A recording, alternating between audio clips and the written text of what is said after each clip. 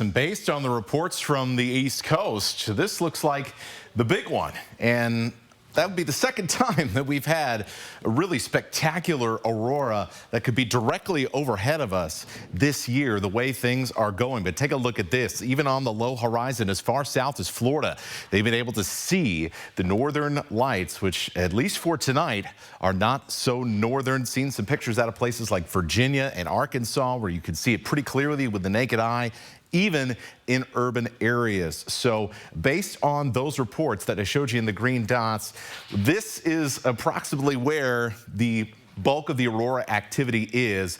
You head further south and it's low on the horizon, but I tell you what, we are right smack dab in the middle of the action here. And so as our skies continue to darken tonight, I do think that you will probably see something, even if it's just through the holes in some of the clouds, if you do have a cloud cover come over later on this evening. So here is the aurora forecast. Here we are. This solar storm started very early this morning and it has basically not stopped at all as we've gone through the rest of the day. Expecting this to continue for at least a few more hours before some gradual weakening here as we head later on into the night. This forecast from the Space Weather Prediction Center. But as long as everything breaks the right way, this should be easily visible at times throughout the night.